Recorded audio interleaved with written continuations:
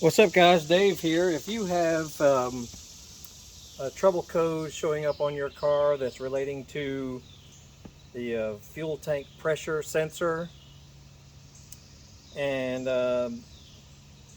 you've already tried to replace your fuel cap, which is test number one, just replace your fuel cap. If that didn't do anything, here's another easy little hack you can try that sometimes fixes that problem. Okay, here's what you need. Get you a Scotch-Brite pad. I'll put links down below for everything I'm mentioning here. Scotch-Brite pad, a little bit of WD-40. That's anything that's good for removing corrosion and lubrication, and then just some shop cloth, whatever.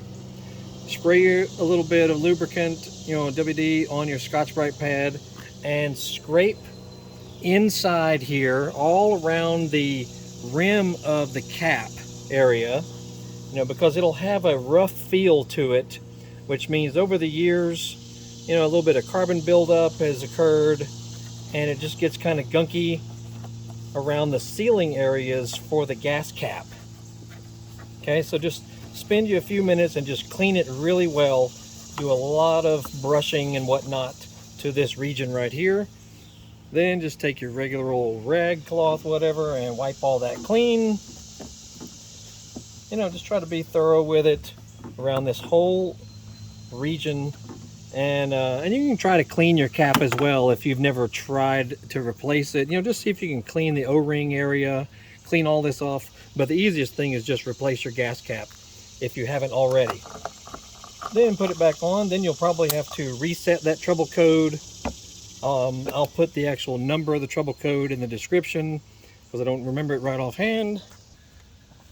But get you a little device that will help you easily reset check engine light codes. In fact, I'll show you one of those too. This little guy right here. I'll put a link for this also. Inexpensive, but can show you check engine light codes. It can reset them for you. All you have to do is plug it into your OBD port, under your dash.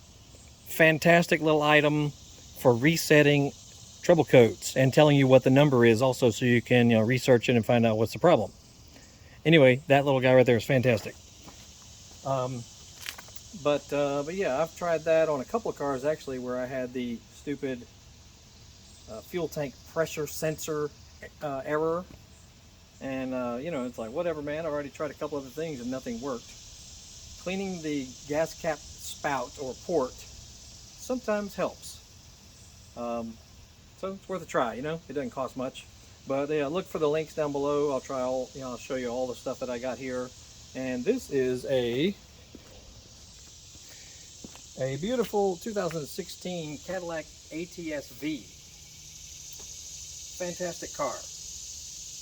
Twin turbo V6, almost 500 horsepower, lightweight car, 4 doors, luxury. It's just freaking awesome.